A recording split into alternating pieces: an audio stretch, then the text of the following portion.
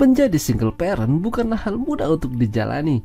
Mereka yang menjalaninya harus berjuang untuk bisa membagi waktu antara keluarga dan pekerjaan, seperti wanita yang ada di film ini. Yap, film pendek dengan judul Hotel Desire ini menceritakan kisah perjuangan wanita bernama Antonia menjadi single parent yang bekerja di sebuah hotel yang cukup mewah dan terkenal. Dia harus membagi waktu antara mengurus anak dan pergi bekerja, dan itu bukanlah hal yang mudah. Hari itu anaknya Antonia yang bernama Luca akan berangkat ke Paris ingin mengunjungi ayahnya di sana. Di saat Luca sudah siap, Antonia masih sibuk di dalam kamar mandi. Sampai beberapa kali Luca memanggil-manggil ibunya supaya cepat menyelesaikan mandinya. Padahal jam sudah menunjukkan pukul 9.30 yang berarti itu adalah jam kerjanya Antonia. Alhasil, Antonia memacu kendaraannya secepat mungkin supaya tidak terlambat mengantarkan anaknya ke terminal. Antonia adalah janda anak satu, jadi tidak sedikit mata-mata pria yang tertuju padanya melihat Antonia yang masih fresh. Sampai di sana, seorang supir bus bertanya pada Luca kemana dia akan pergi. Luca dengan pintarnya menjawab kalau dia ingin mendatangi ayahnya di Paris dan menginap di sana selama beberapa minggu. Antonia tampak berat melepas kepergian anaknya, namun mau tidak mau dia harus merelakan, apalagi Luca hanya beberapa minggu saja. Setelah itu, Antonia buru-buru pergi ke tempat kerjanya di sebuah hotel. Saking buru-burunya, dia meminta tolong pada temannya yang menjadi penerima tamu untuk memarkirkan mobilnya di basement. Awalnya, temannya tidak mau karena Antonia bukanlah pengunjung. Namun karena Antonia memberikan ciuman jauh, jadi dia jadi luluh. Saat masuk ke dalam hotel, seorang resepsionis memperhatikan Antonia yang tampak terburu-buru sambil berkeringat. Dia tahu kalau Antonia sudah sangat terlambat. Apalagi Antonia bekerja di bagian housekeeping. Jadi, dia harus datang tepat waktu. Sementara itu, seorang kepala hotel yang berada di dapur mencari-cari keberadaan Antonia yang sampai detik itu belum juga muncul. Dia bertanya pada setiap yang ada di sana, namun tidak ada satupun yang tahu. Hingga beberapa saat kemudian Antonia muncul di hadapannya dengan muka yang panik dan penuh dengan keringat. Untuk yang kesekian kalinya, Antonia kembali mendapatkan teguran langsung dari kepala hotel.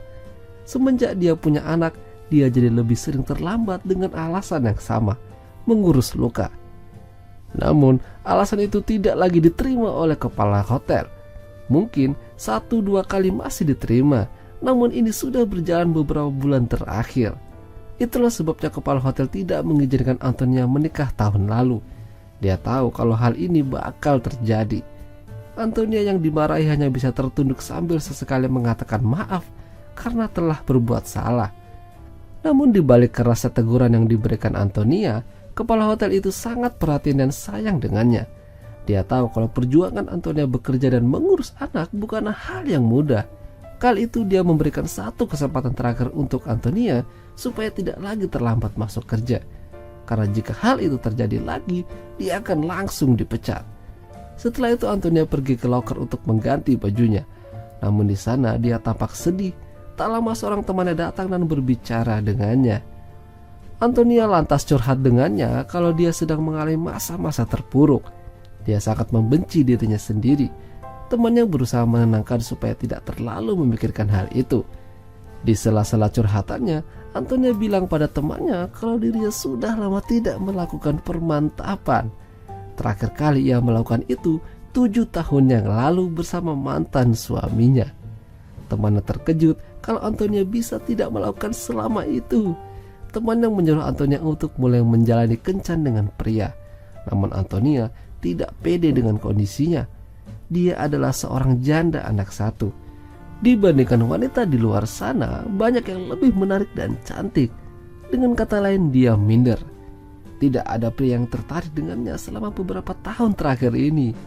Namun temannya terus meyakinkan pada Antonia untuk tidak pasrah dan terus berusaha. Karena suatu saat nanti, pasti ada pria yang ingin menerimanya tanpa memperdulikan hal itu.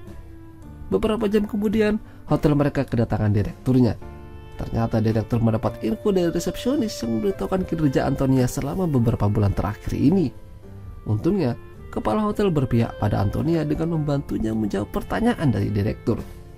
Jadi, direktur tidak punya alasan untuk memecat Antonia hari itu. Setelah direktur pergi, kepala hotel lantas mengancam resepsionisnya untuk tidak melaporkan hal itu lagi pada direktur. Jika tidak, dia sendiri yang akan menghajarnya.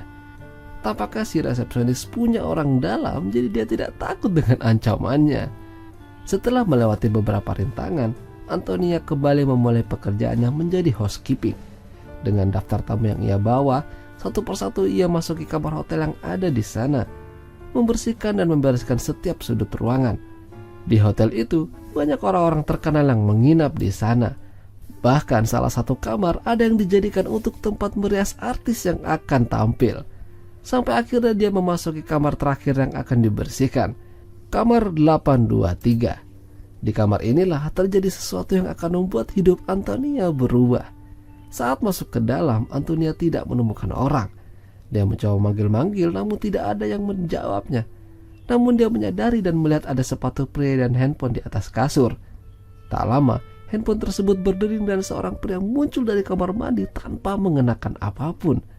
Melihat itu, Antonia hanya terdiam sambil menutupi mulutnya karena terkejut dan kaget. Tapi anehnya, pria tersebut tidak melihat Antonia yang berada dekat dengan kasur dan HP-nya.